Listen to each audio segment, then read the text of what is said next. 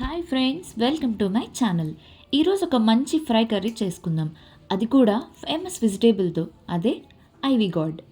Okay, దీనికి కావాల్సిన items: cut చేసిన దొండకాయలు, చాప్ చేసిన ఆనియన్స్, 1 కప్ ఆఫ్ పీనట్స్. ముందుగా ఒక ప్యాన్ పెట్టుకుందాం, అందులో కొంచెం ఆయిల్ వేసుకుందాం.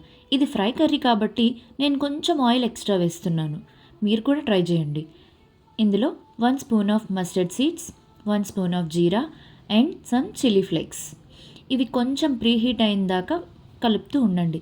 ఇలా హీట్ అయిన దాంట్లో ఈ కప్ ఆఫ్ పీనట్స్ని యాడ్ చేయండి.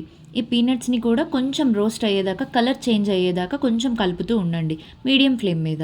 తర్వాత చాప్ చేసిన ఆనియన్స్ని కూడా వేసి ఫ్రై చేసుకుందాం స్లోగా. వీడియో స్టార్టింగ్లో ఫేమస్ వెజిటేబుల్ అన్నాను కదా, ఎందుకు ఫేమస్ అన్నాను అని ఎవరైనా గుర్తుపట్టారా? అదేనండి, ఇప్పుడు బాయ్స్ అందరూ స్లోగన్ చెప్తున్నారుగా, దొండకాయ బెండకాయ నువ్వేనా గుండికాయ అని, అందుకని అలా అన్నాను అంతే, జస్ట్ ఫర్ ఫన్.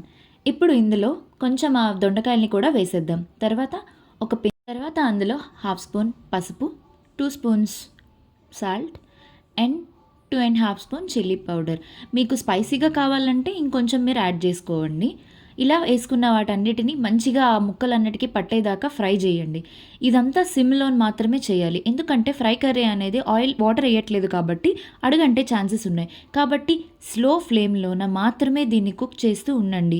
కావాలంటే మీరు దీని మీద మూత పెట్టుకొని కూడా ట్రై చేయొచ్చు, తొందరగా కుక్ అవుతుంది. ఇలా స్లోగా మీడియం ఫ్లేమ్ మీద అలా కలుపుతూ రోస్ట్ చేస్తూ ఉండండి. ఇలాంటి ఫ్రై కర్రీస్ చాలా ఈజీ అండి, ఈవెన్ బ్యాచిలర్స్కి కూడా మంచిగా ట్రై చేయొచ్చు ఇలాంటి కర్రీస్ని. ఇలా దగ్గరికి అయిన తర్వాత ఆ దొండకాయల కలర్ కూడా మారుతుంది. ఇలా చేయగా కర్రీ రెడీ అయిపోతుంది. వేడి వేడి అన్నంతో సర్వ్ చేసుకుంటే భలే ఉంటుంది తెలుసా. ఒక్కసారి నేను చెప్పిన ప్రాసెస్ని ట్రై చేసి చేయండి.